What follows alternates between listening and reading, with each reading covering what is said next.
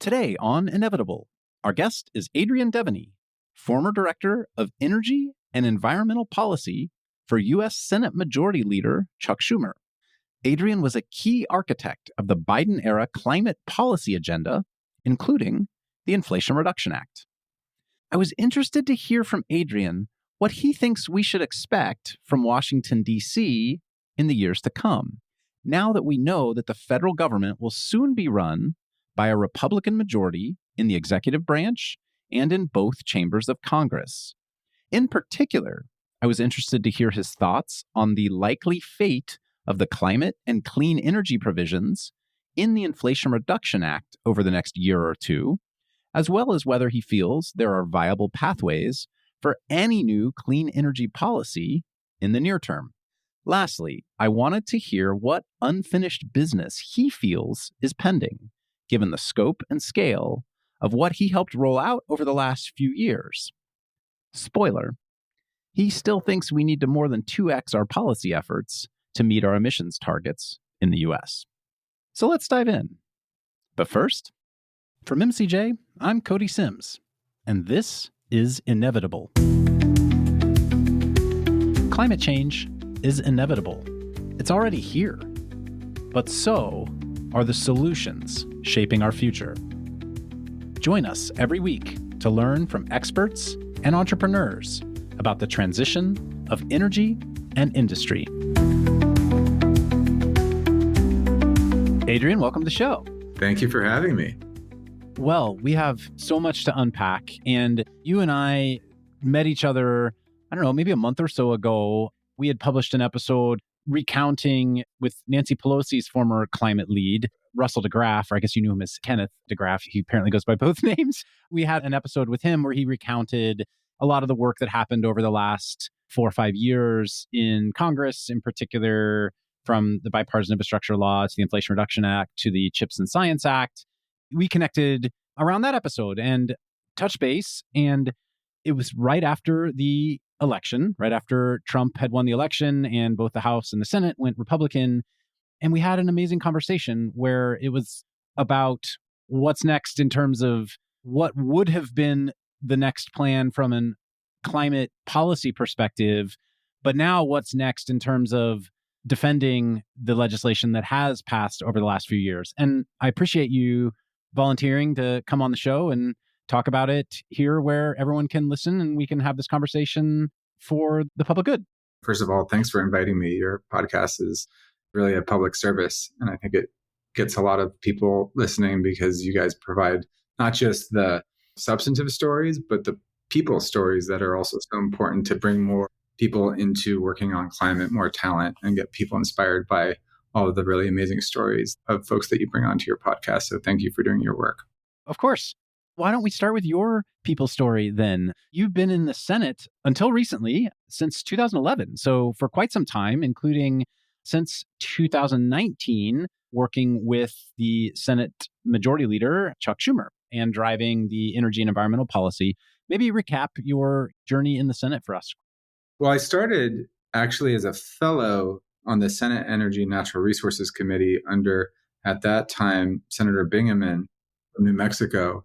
And that was a short but very fun stint that really whet my appetite for working on Capitol Hill. I was also a fellow in the Department of Energy and the Department of State briefly. I was able to do different rotations in different parts of the federal government, but it was actually that experience on the Senate Energy Committee where I fell in love with working in the Senate. It's an interesting institution for all of its dysfunction that we all know about.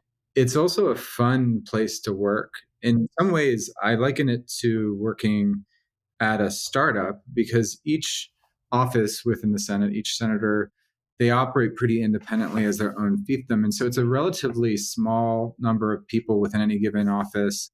And so you have a lot of latitude to do a lot of work. Whereas in the executive branch, you're working in a much bigger operation. It's got its more complicated bureaucratic layers, much like a big company.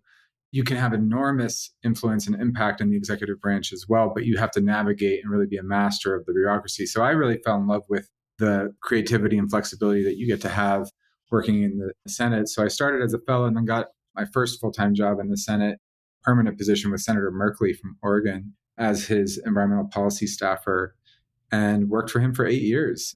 He's a really inspiring member, in it for all the right reasons, and a big climate champ himself. So I got to work on a lot of fun climate policy and environmental policy for him. Eventually became his legislative director for a short stint where I was working on managing his whole team, policy staff, and quickly realized that I was missing working on climate policy in particular. That's really what brought me to the Senate, was a passion for working on climate in particular and environmental policy, but especially climate policy. So I was looking for ways to get back into working on climate policy, and this position with Leader Schumer opened up and it worked out. I was fortunate to get that job, land that job at the best possible time. I got it when the Democrats were in the minority in the Senate, but got it with just enough time to really prepare for when we got into the majority in 2020, 2021. So that was my path to eventually getting into that position that I did. So much of it is due to serendipity, honestly. You've had the focus on environmental issues, looks like since you went to college, maybe before, but you've studied the environmental side of things through your educational path and then came into these roles in the government as a fellowship. At what point did you start leaning in on the energy side of things as well? How does that evolutionary path unfold for you? I went to college at UC Santa Cruz and I did a degree in ecology and evolutionary biology and thought that I was going to pursue a career in conservation biology, and did a lot of hard science research and moved to Brazil after graduating and was doing research in the Amazon on goldenback monkeys and was really out there in the field. And I was there when the 2004 election happened and Kerry lost to Bush.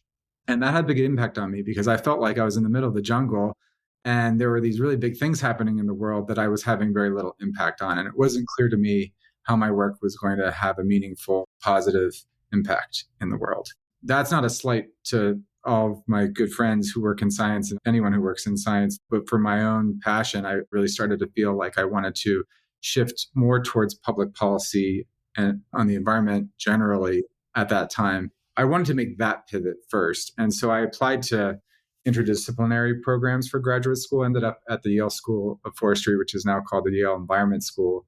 And that program is fantastic for making that pivot. I went in with this background that was rooted in hard sciences, but they allow you a lot of flexibility to study basically whatever you want. And I took classes at the law school and economics program. I ended up getting a degree in economics there too, a master's in economics. But that's where I really started taking coursework in climate change in particular. You're forced to read IPCC reports and the rest. That's where I realized this is the issue I wanted to focus on. And the policy courses there are exceptional. And so that's where I made the pivot into climate and policy and then went on to work in the federal government. Super fascinating. I always love hearing people's stories of how they found their way into working in this space. So thanks for humoring me with that. Let's start by first just recapping the last, month and a half, obviously headlined by the 2024 election. Obviously, I think everyone knows the outcome of the election.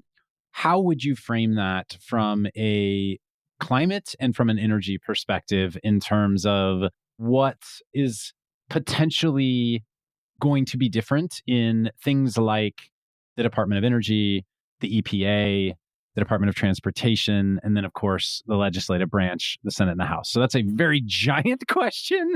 Tackle it as you will. For starters, I think it's pretty clear that it's a big setback for climate progress to have someone like President-elect Trump in power, if for no other reason than just his rhetoric on the issue. It's damaging to how people think about the issue, understand the issue, when you have someone who doesn't understand climate science at a minimum and approaches the issue quite cynically. Hoax is the word used a lot, I think. So from that perspective, it's clearly a huge setback. Substantively, we don't know what we don't know yet. We know what he's promised to do, and we know some of the rhetoric that's come from Republican leadership in Congress about what their intentions are, but we don't yet know what's going to pan out. I think it's probably safe to say that there are going to be some setbacks and losses, in particular on the regulatory side. The incoming administration will have a lot of latitude to do a lot of rollbacks of Biden administration regulations, particularly the ones in EPA, but other agencies as well. The Biden administration has had a whole of government approach to tackling climate. And so they've done quite an exceptional job across all the different agencies to make progress where they can. But often the focus is at EPA, and since they have a lot of the big tools in the toolbox. So let's talk about the EPA and maybe Department of Energy to start. Let's save the things that actually need to be legislated into having laws changed, which is your true forte. Let's come back to that. But starting with EPA and DOE to begin with, those are parts of the executive branch. And so those mostly operate under a regulatory framework that the head of those departments can help to enforce or not enforce. Is that the way to think about it? It's grounded in statute that was passed by Congress. So it's not like they are just agencies going off and doing whatever they want. These are laws that they're following, that they have to follow. They're implementing the Clean Air Act, or they're implementing other laws that Congress passed. While the Trump administration can do a lot to roll back the Biden administration rules, what you saw in the first Trump administration was that they did have to, in most cases, propose their own version of rules. They couldn't just wipe the slate clean, because if they didn't repropose something, they would be in violation of the law. That's what I would expect to see in a second Trump administration too, is that they will repropose a lot of rules that are weaker, and those will get challenged in court. It will take some time to see how all of that plays out. And are these often more detailed interpretations of things that are passed into law in Congress? So let's actually take a very specific example of something that I think still hasn't had total definition yet, which is 45V, which is the clean hydrogen provision. How do you qualify for the specific 45V tax credit? What are the methodologies that are allowed? There's back and forth on, is it only electrolyzed green hydrogen, or can natural gas produced hydrogen, if there's carbon capture, qualify or not? I think that is still yet to be actually defined. Is that something that is getting defined by, in this case, the DOE or the EPA, as opposed to written into the text of the law of the Inflation Reduction Act that passed 2 years ago? The Inflation Reduction Act, like any law, has legislative text that is not in and of itself detailed enough to be implementable for every potential use case in the market or in the complicated US economy. And so it's the job of agencies to take the language that they are given by Congress and write regulations to implement that law that accounts for all the different cases that would have been impossible for Congress to contemplate and write into the law. And so this is the essence of what the Chevron deference doctrine was for so many decades. The courts, for many decades, deferred to agencies to reasonably interpret congressional statute because they housed a much deeper bench of expertise, and they had a whole administrative procedure for taking public comment and using that public comment to inform how to structure regulations to implement the law in a way that makes sense. That was then overturned by this Supreme Court recently, and they've now moved to something called the major questions doctrine, which is still being defined in real time. But the way that Justice Roberts more or less defined it was that for things that this Supreme Court deems as major questions that Congress has to specify, they have to be more specific about those rules in order for the agency to implement them. And that is incredibly problematic because Congress is not actually equipped with the right staff and resources and administrative procedures, formalized public comment, to do it to the level of detail that is really required in this regulatory process. So in theory, this is where a executive branch that wants fewer regulations can, in theory, point to the text of the law and say, this is undefined how this should work. We therefore absolve ourselves of needing to require a regulatory compliance around this thing. I imagine you'll see a lot of cases like that. And then now the Supreme Court is going to have to figure out how they want to interpret their new major questions doctrine for every new case that they decide to take. That's why I say it's something that's happening in real time. There's going to be so many potential cases that they could take up. So it's hard to really speculate how it'll work out in any given case. So that's some of the potential change happening at the departmental level in the executive branch. Another one that I think of all the time is these federal agencies, through the Inflation Reduction Act, were granted significant either lending or grant making capabilities for clean energy projects. Are they required by law to actually provide those funds as allocated?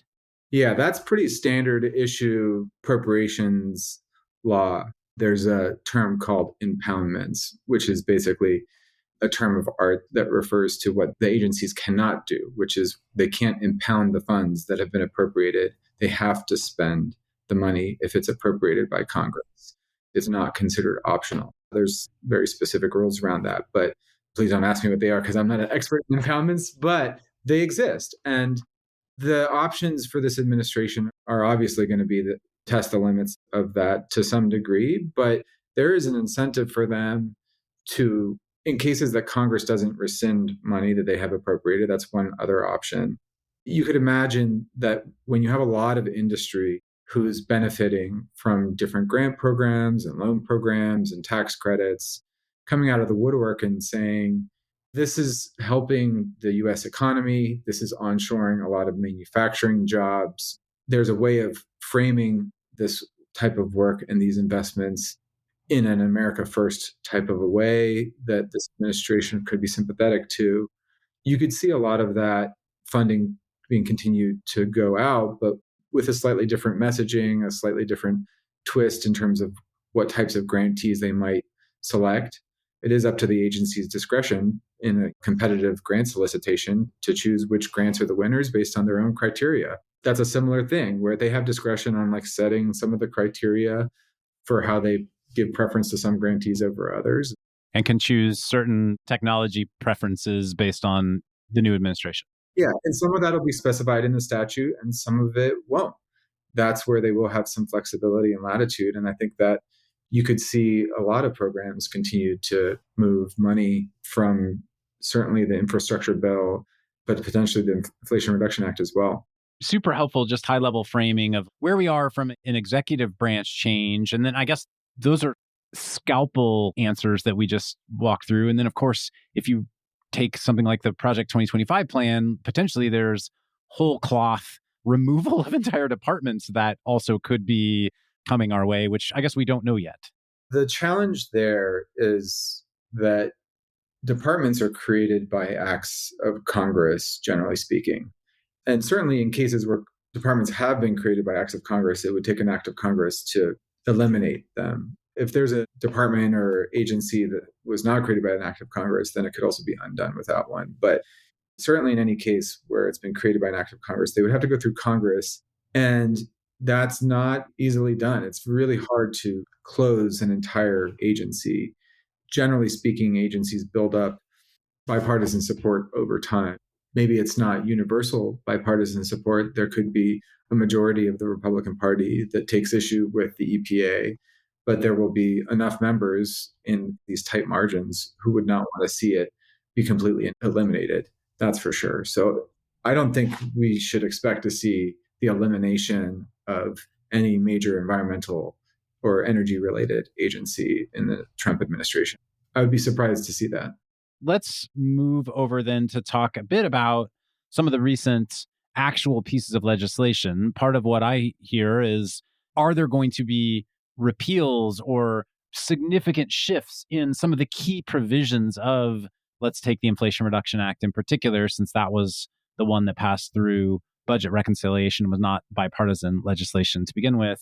We've heard EV tax credits thrown around in the media as like, oh, maybe these things will go away.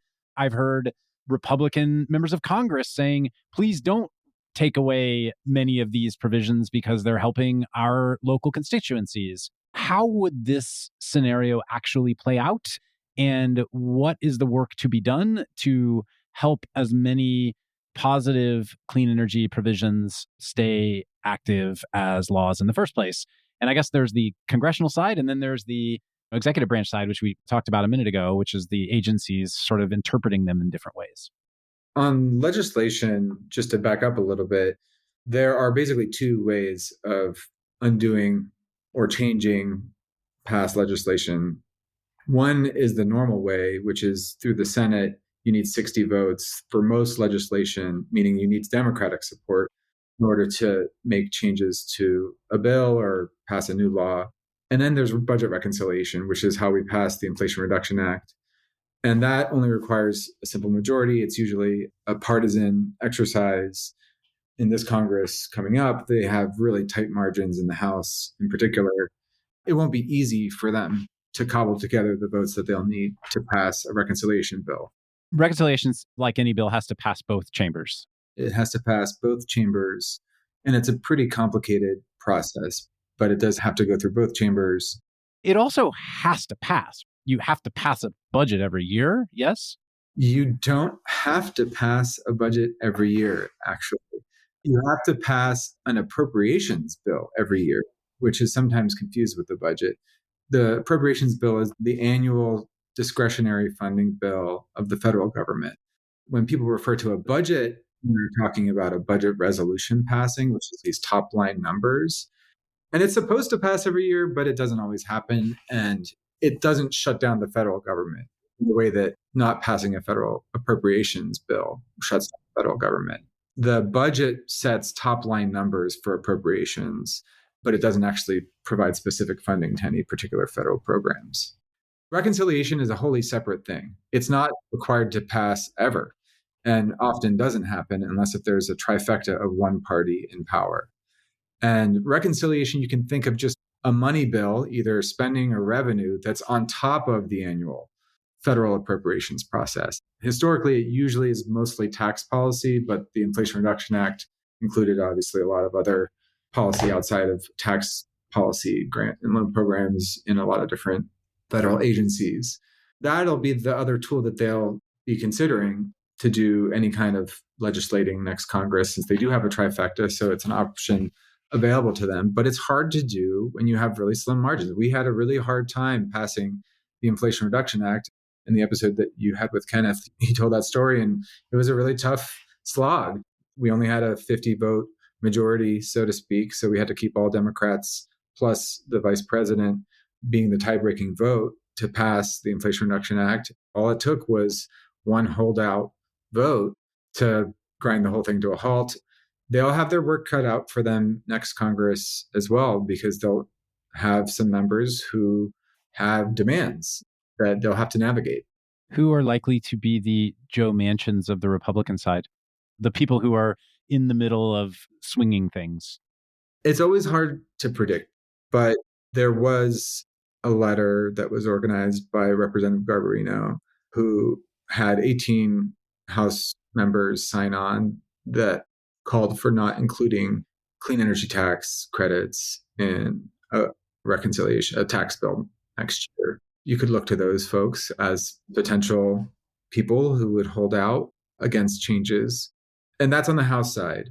And their motivations are going to be pretty diverse. For some, they'll have bought into the policy and sort of the ideological case for onshoring a clean energy economy and having US leadership of the clean economy.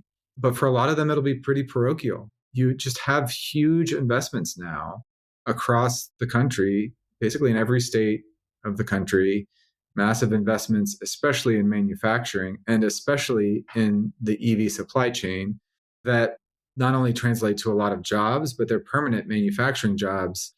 And those manufacturing facilities also lead to a lot of other economic development for communities. This has been both private money, where projects are cropping up because industry's putting them there, but also a lot of public money, right? Like the Loan Programs Office, where they've lended significant amounts of capital to stand up a factory or stand up a recycling facility or something like that. That's all money flowing into those local geographies with local job impacts, and presumably done in concert with local politicians.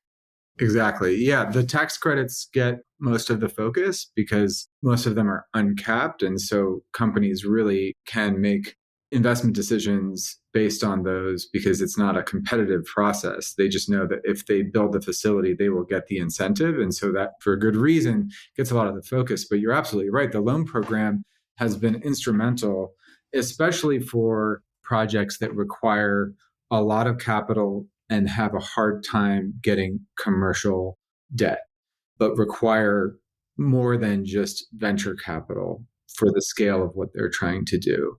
People don't realize the scale of what we did in the Inflation Reduction Act just on the loan programs office. It was hundreds of billions of dollars of loan authority. And they've already announced over $50 billion in loans since the start of the Biden administration. That's not a trivial amount of money being invested. 15 billion announced yesterday to PG&E, I saw. That's not even included in my $50 billion figure, because that $50 billion figure, I crunched those numbers a few days ago. Okay, well, there you go. I'm already out of date. I had it at 55, so we're now at 70. That's real meaningful money. And in terms of manufacturing facilities, there are a couple really great resources that I check all the time just to do a pulse check on how things are going out there in the economy. And one is the Clean Economy Tracker, and the other one is the Clean Investment Monitor. They use similar publicly available data. They display it in different ways, but really useful resources for those that aren't aware of those two.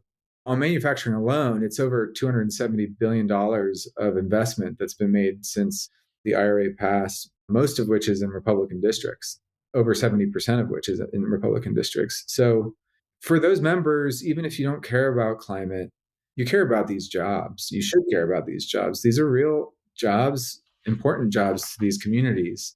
A lot of these communities are communities that really need these investments. They're going to benefit a lot. Communities that have been left behind over the course of the last many decades. And so it's hard to ignore those types of investments. When you have North Carolina alone on manufacturing, it's now approaching $10 billion of manufacturing investments just in that one state. It's transformative. Hey everyone, I'm Yin, a partner at MCJ, here to take a quick minute to tell you about the MCJ Collective membership. Globally, startups are rewriting industries to be cleaner, more profitable, and more secure. And at MCJ, we recognize that a rapidly changing business landscape requires a workforce that can adapt. MCJ Collective is a vetted member network for tech and industry leaders who are building, working for, or advising on solutions that can address the transition of energy and industry. MCJ Collective connects members with one another, with MCJ's portfolio, and our broader network. We do this through a powerful member hub, timely introductions, curated events, and a unique talent matchmaking system and opportunities to learn from peers and podcast guests. We started in 2019 and have grown to thousands of members globally. If you want to learn more, head over to mcj.vc and click the membership tab at the top. Thanks, and enjoy the rest of the show.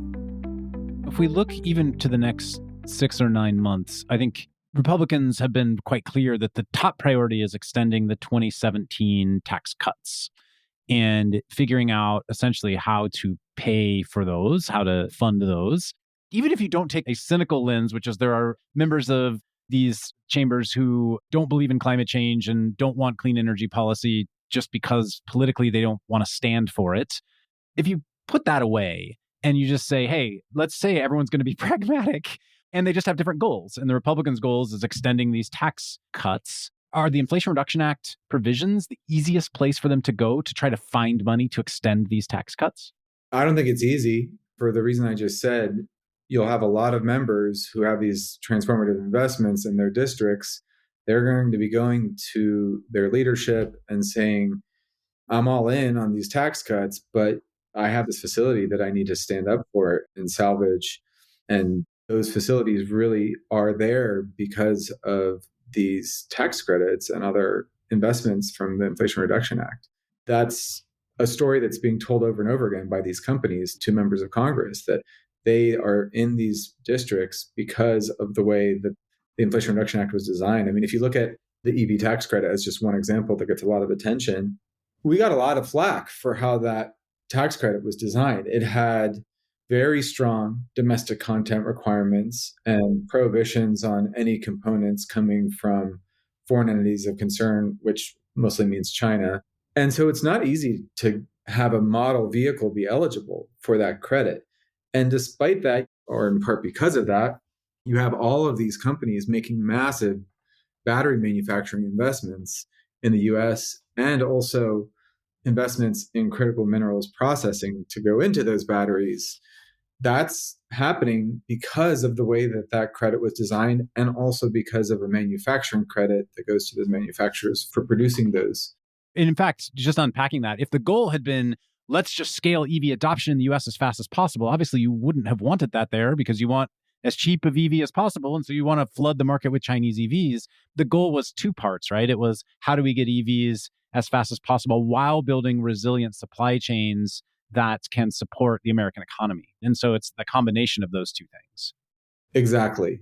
It is true that China started making investments in the battery supply chain and the solar supply chain before us. And they went bigger than we did. We started making really big investments during the Recovery Act, but we were a little bit behind them and we were at a smaller scale than them. And so they got off to a stronger start. We have some catching up to do. And that was a real mission in thinking about how to design this policy, was to ensure that we could stand up a US supply chain and not have dependence on a Chinese-based supply chain for solar and for critical minerals and for batteries in particular, where we legitimately do have a global dependence on Chinese production right now. And we felt it was very important to break that dependence for national security reasons and economic security reasons. So that's how it was designed. And you're seeing the results. I mean, when you have over $270 billion of investments in these supply chains since the passage of that bill, that's the market responding to this policy.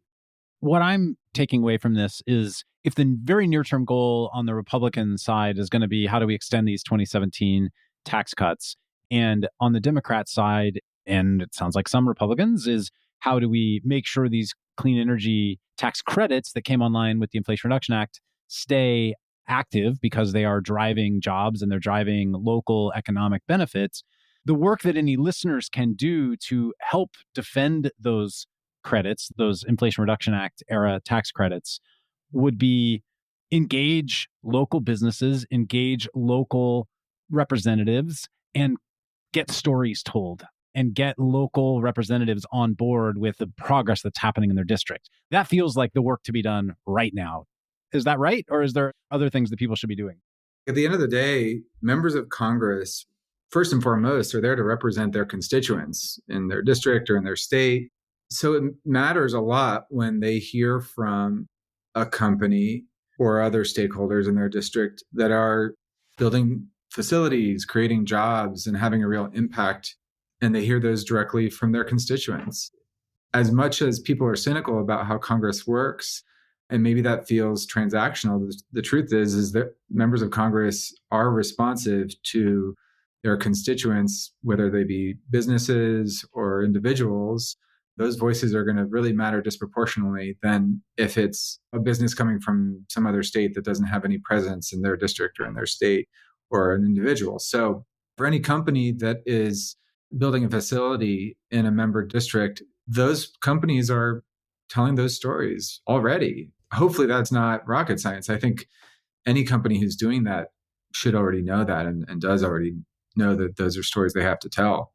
Hopefully, in particular, highlighting the specific clean energy policy tax benefits they're getting that help them build that thing in the first place, making sure that the actual legislation also bubbles up into the conversation.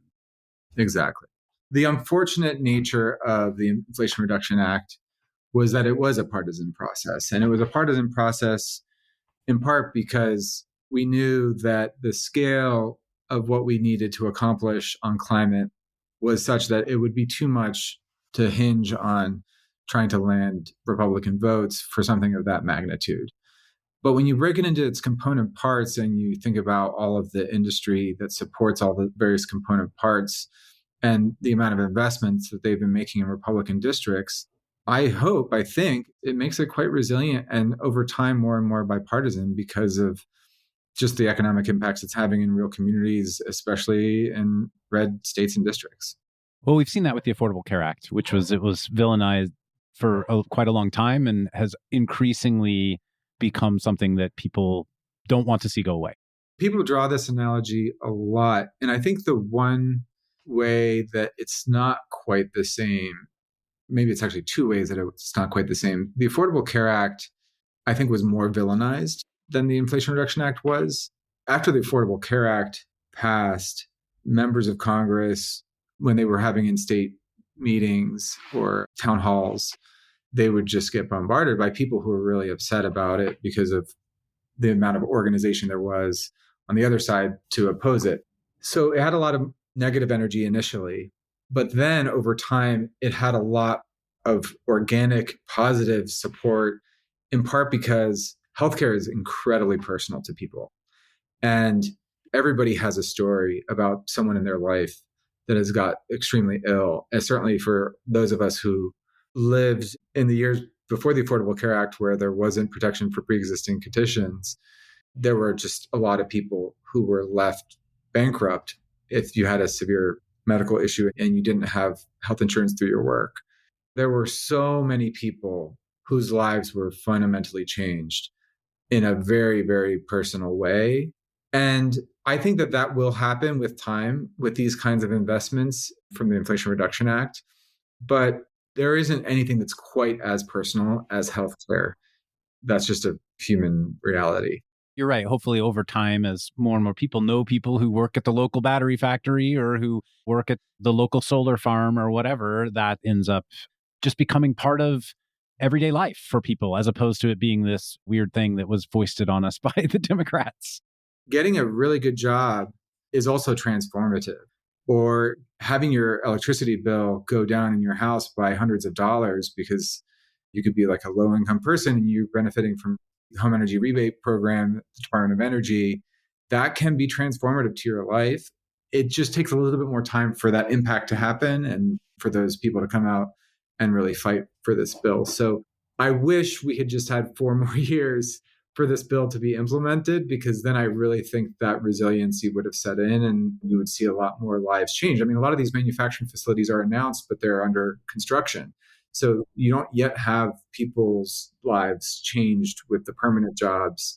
They're definitely coming, but they haven't yet been hired. And so we would have really benefited from a few more years of this taking hold, but we have to play with the hand that we're dealt, as they say. On that note, so far, the conversation has been help people see the local benefits they're getting. There's got to be also a more active defense plan, I would think, underway as well. Are there specific things that the Democrats are trying to do to help these policies stay active? The legislative process is likely going to be a partisan reconciliation process. So most of the action is going to be on the Republican side of the aisle. They will have their work cut out for them because they will have members who are from all different sides of the ideological spectrum that they'll have to manage. They'll have members with these big investments in their states or districts that they'll have to manage, and people who have all kinds of demands that aren't related at all to energy and climate policy. The bills that they're contemplating aren't just related to energy and climate policy. They're related to immigration, they're related to broader tax policy, but it'll mostly be an intra-party negotiation amongst the Republicans. That doesn't mean the Democrats are completely sidelined. They have relationships with Republicans, and to the extent that they can forge relationships around specific ideas, I'm sure you're going to see members on the Democratic side outreach to Republicans and try to forge some options to salvage whatever they can. But really, most of the action is going to be on the Republican side. All that said, there is a huge role for civic society, for the public to engage and make their voice heard. And that's, of course, happening, whether it be businesses or anyone else in civil society. So that is the how do we defend the existing provisions? Is there any room for going on offense in the next few years at all? Definitely. People sometimes forget about the not too distant history of past Republican trifectas, where I don't want to overstate what can be done. I think on net, there will probably be more setbacks than progress. That's almost certain when it comes to climate policy. But that doesn't mean you don't try to put some points on the board any chance you get. As we were talking about before, every year there is an appropriations bill that does have to pass, otherwise the federal government does shut down. Appropriations bills have to pass with 60 votes. Those don't go through budget reconciliation. And so that means that the party in the minority often has quite a lot of leverage in those negotiations. And you can't land huge wins usually in these appropriations negotiations. But what's at stake is funding for Department of Energy, grant and loan programs, research programs, as well as deployment programs, Environmental Protection Agency programs, USDA programs, Department of Interior programs. All of the government funding is at stake. And it's a lot of money that we're talking about here. So that'll be an area of work where there's some real opportunities. And then every year there's also a defense authorization bill. And the Department of Defense is the biggest energy consumer in the world. And people don't necessarily focus on that bill from the energy and environmental community. But in fact, the Department of Defense does some really creative stuff on first of a kind investments in clean energy technologies. And so that's happened. And those types of provisions have been authorized in every defense authorization bill that I've paid attention to. Some of the most cool stuff I think happening in the aviation space is happening as a result of Department of Defense investments. They're investing in landed wing aircraft that would reduce the fuel consumption of planes by more than half, potentially. And that would be game changing if that became a commercialized technology, just as one example. And they're very well positioned to be an early investor in that kind of technology because it has clear defense applications, but also it could transfer over to commercial applications as well. So I'm hearing with both the appropriations pathway and something like the defense spending authorization pathway, it's a matter of trying to attach or push ideas into things that are already going out the door, things that are already going to pass. Can you essentially attach some kind of climate provisions or climate legislation into those things? So as one example, in 2020, although there wasn't a Republican trifecta then, it was still under the Trump administration. It was Republican Senate and a Democratic House. That end of year appropriations bill included some non-appropriation stuff. So it included a bill to phase out HFCs. This is basically like a cap and trade bill for HFC phase out. Pretty remarkable, actually. It had bipartisan support because our US manufacturers saw a competitive advantage relative to Chinese manufacturers. US manufacturers were just ahead of the Chinese manufacturers on phasing out HFCs. So it was in their interest to do that. And so Republicans, that was their entry point into being able to support the HFC phase out bill. And that's now law. I sometimes put things in terms of singles, doubles, or home runs. That was a solid double in my mind. The IRA was obviously a home run. Usually we're fighting for singles in a divided government or in a Republican trifecta, but sometimes you can hit some doubles and that's worth doing. It strikes me, you're talking about the Republican trifecta. The Democrats had the trifecta recently, and during that time is when the bipartisan infrastructure law passed, I think. Is that accurate? Yeah, the backstory to that bill was that we were focused on, as soon as we got the trifecta, moving a reconciliation bill that included, first and foremost in our strategy was climate, but it became much broader and it sort of became known as Build Back Better. But that was initially put on pause because of COVID, and we had to pass the American Rescue Plan first, which is the first reconciliation bill that we passed. And then as we were negotiating, once that was behind us, we started negotiating the Build Back Better, the reconciliation process for that. And we had a bipartisan gang form that insisted on trying to do a bipartisan infrastructure bill first. And our members, Manchin, Cinema, others who are part of that gang, they wanted to try to work on an infrastructure deal that would cover as much bipartisan policy before we moved to a partisan reconciliation bill. So that one was done on a bipartisan basis. Republicans came to that negotiation in part because they were trying to fend off a partisan reconciliation bill. And they were hoping that that would be the only bill that we would pass and that we wouldn't be able to land the partisan reconciliation bill. we obviously wanted to do both. We had no choice but to start with the bipartisan bill because we didn't have the votes. We were told by enough members that they weren't going to vote for a partisan bill until they could get a chance to do a bipartisan one first. So that's why that was sequenced in that way.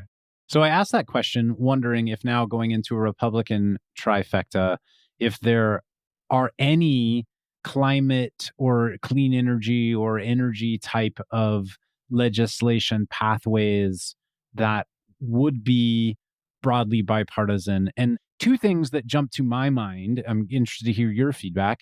One, I think just basically died yesterday, which is permitting reform. Feels like one where there should be bipartisan support. People want different things, but it feels like something that should be able to get out the door.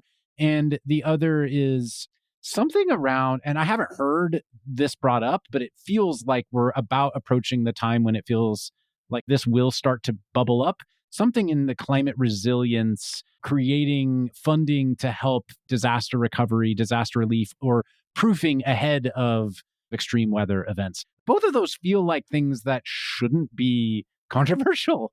I'm curious to hear anything you think about that over the next 2 years, call it, between now and midterms, there might actually be able to be across the aisle work on. Well, first of all, the bipartisan infrastructure bill, that authority expires in 2026. So that is in the timeframe of this Republican trifecta Congress. So they will need to revisit that bill. Now, there's an open question as to what the scope or the level of investment they might consider revisiting, but there's a lot of opportunity there. Obviously, that was all negotiated on a bipartisan basis. So you could imagine there's some real opportunities for continued progress on an infrastructure bill reauthorization. Usually that is pretty narrow in scope to just highway investments, transportation, transit investments. The bipartisan infrastructure bill broadened it to include a lot of other types of programs on resilience. It gave a lot of money for resilience investments in the Department of Interior, and it included a bunch of Energy Department demonstration money. So that's where the hydrogen hubs, in fact, all of the Office of Clean Energy Deployment was created through bipartisan infrastructure bill, and all the different DAC hubs, the hydrogen hubs, the other various programs that were in that bill were pretty transformative and definitely worth revisiting. As one example, they didn't do demonstration hubs for geothermal in any meaningful way. There was a small amount of money, but it was very small compared to the other hub programs. But you can imagine geothermal being a pretty compelling hub model because of the need to co-locate multiple industrial or commercial facilities around a large network geothermal hub. And you have the incoming chairman of that committee, Mike Lee of the Energy Committee, being pretty supportive of geothermal energy, and the incoming Secretary of Energy also being supportive of geothermal energy. So that, to me, is an interesting area of opportunity. Permitting reform, for sure. I think there's going to be continued interest in that. I definitely don't agree that it is non-controversial. It is very controversial, in part because permitting reform means a lot of different things to a lot of different people. Some of it can include things that are quite controversial, depending on where you sit, related to reforms to NEPA or the Clean Water Act or mandatory leasing of oil and gas or fast track approval for LNG export. All of that at various points in time have been described as under the umbrella of permitting reform. But from the Democratic position, while there was a recognition that we do want NEPA to move more quickly and more efficiently, and there were a lot of proposals put on the table, most of the emphasis was actually on what are the barriers to deploying more clean energy. And for clean energy deployment, the barriers really mostly sit around how do we build more transmission so that we can integrate more renewable energy. And so the policies being proposed in federal permitting reform had a lot more focus on FERC policy and how do you build out more transmission infrastructure, interregional transmission lines and intra-regional transmission lines. And that was controversial on the Republican side because it had opposition from a lot of the investor-owned utilities. So there was plenty of controversy all across the board, depending on which specific policy. It feels like there are three big levers in permitting reform that certainly have strong opinions and advocates on either one of them. One is, like you said, how do we increase transmission line capacity and timeliness? Another is, how do you enable things to happen more quickly, but still maintain the rigor of environmental reviews, so you're not destroying natural ecosystems unnecessarily, but also potentially figuring out how to streamline those processes so they're not too onerous and blocking clean energy progress. And then it feels like the third big controversial lever is, well, if you're going to streamline things to make it easier to do clean energy transmission, does that also apply to oil and gas pipelines and things like that? And that's where things butt heads. I think that's a pretty good way of synthesizing it. There are all obviously various other cats and dogs, but I think that's a pretty good way of describing it. But all that being said, I do think that there's a lot of bipartisan appetite to try to continue to make progress on permitting reform. In general, I think it is true that in an era of clean energy being clearly now the cheapest resource for electricity production, the theory is that doing permitting reform in an era where we need to just build a lot of clean energy would be net beneficial. But there's a lot of specifics in terms of how that plays out that complicates the discourse, for sure, on Capitol Hill. They got really close, I should say. I mean, it just recently fell apart, the negotiations on Capitol Hill that have been going on for months now. We also saw the Inflation Reduction Act fall apart multiple times, too. Something falling apart doesn't, to me, necessarily mean it's over. It is over for the year. And the reason why that's pretty definitive is that the Inflation Reduction Act was its own bill that either passed or didn't pass. It wasn't going to shut down the federal government. It wasn't up against a hard deadline. So it could keep getting life breathed into it. The deadline that they're up against right now is that Congress is about to adjourn. They need to pass an appropriations bill to keep the federal government open. And so that bill, pens are down. So they were trying to staple it to the appropriations bill. They were trying to staple it to either the defense authorization bill or the appropriations bill. The same strategy we were talking about 10 minutes ago. That's the strategy. That'll be the strategy for permitting reform next year. It won't be a bill that passes on its own. It'll either be attached to the defense bill or the appropriations bill. Almost certainly. Where do we expect to see energy policy focus over the next few years? And love to hear your thoughts on this. Obviously, expansion of oil and gas clearly seems like is going to be a focus. But in addition to that, it seems like things like nuclear, geothermal, hydrogen have been technologies that the Republican Party has tended to be more in favor of potentially than not. I don't know if that's just me reading weird tea leaves or what, but curious to hear where you think there are technology lanes that we're likely to see tailwinds. Yeah, I mean, I'd start with what I just said, which is that the market right now is different than it was 10 years ago in the sense that wind and solar are now clearly the cheapest electricity generation resources in most parts of the United States. That matters a lot in the sense that those market forces will continue to deploy those technologies. But what's exciting to me, so even if they don't enjoy Republican support, I think we'll still see some amount of progress. Not to say that policy doesn't matter, but I'm still somewhat optimistic there. Dare we use the word inevitable? Dare we use the word inevitable? Given the name of our podcast here. But a few days ago, the IEA just unveiled a report on geothermal energy showing their projections for geothermal, showing it to be competitive, cheaper than nuclear and coal and other baseload resources in the 2030s.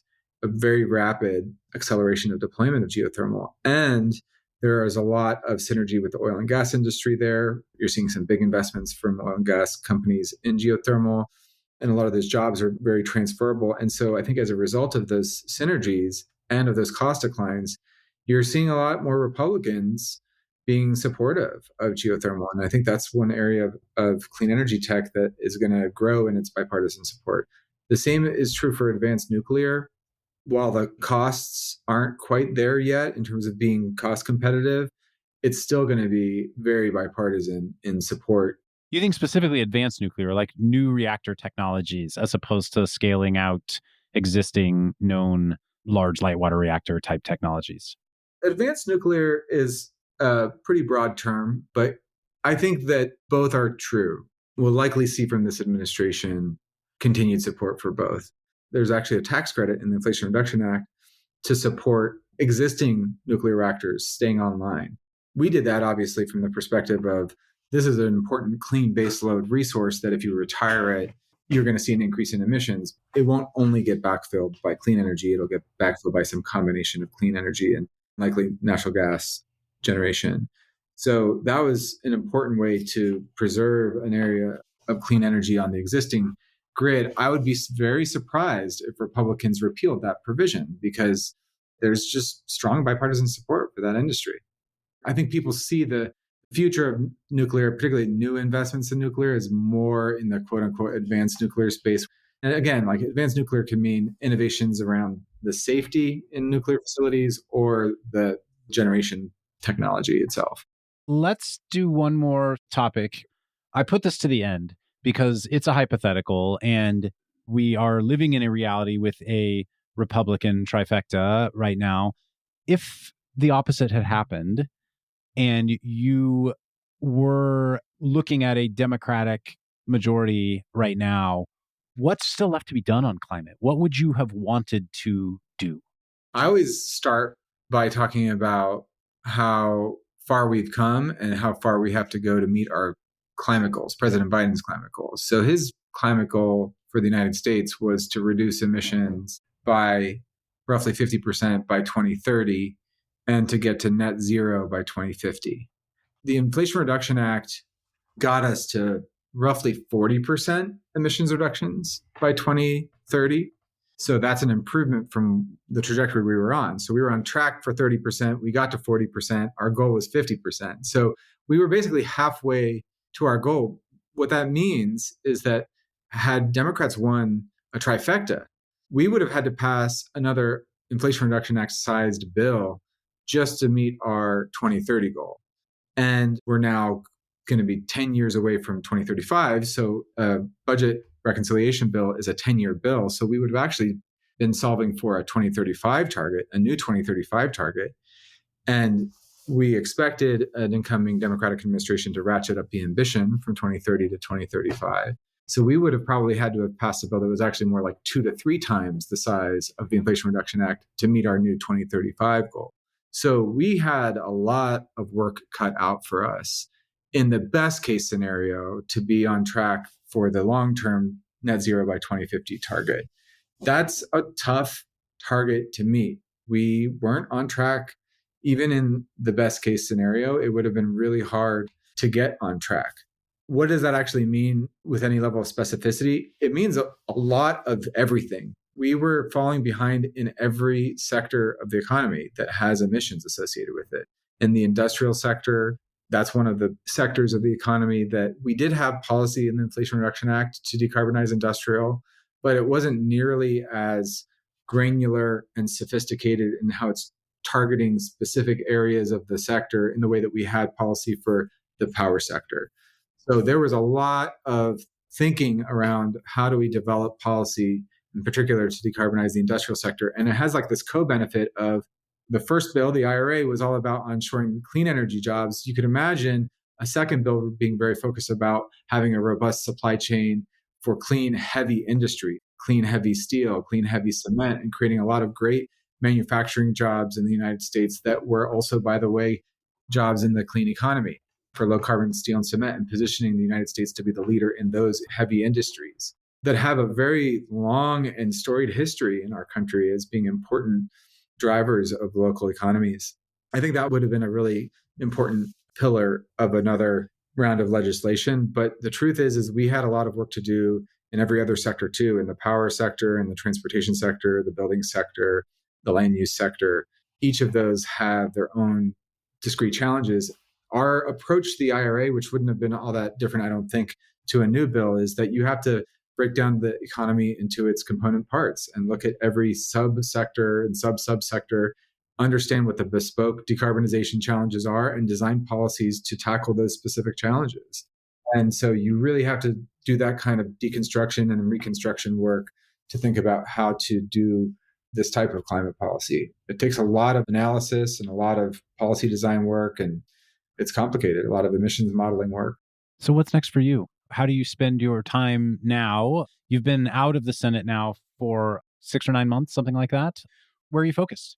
I left the Senate with a promise to myself that I was always going to work on what I care the most about, which for me is thinking about the future of federal climate policy. Anybody who signs up for working on federal climate policy, it's a long and complicated and windy journey because we were never going to, quote unquote, solve this problem in one bill or in one Congress. You're just kind of signing up for life because getting to net zero by 2050 is basically a lifelong journey. That's assuming we can even get on that track, which is a very hard track to even get onto. I'm always thinking about looking ahead, and I love thinking about policy design. That is what I'm most passionate about. So that's what I'm working on with most of my time. I always think about what's coming up next in federal climate policy and how do we get the best results that we can, because sometimes that's a defensive question and sometimes it's an offensive question and sometimes it's both.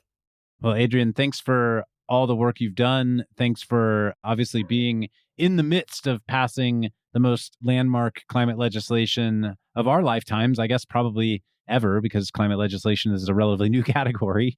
I'm really looking forward to hearing how your work evolves and government ebbs and flows. And as changes happen again, it always feels longer looking forward than it seems to feel looking backward in terms of these periods of time.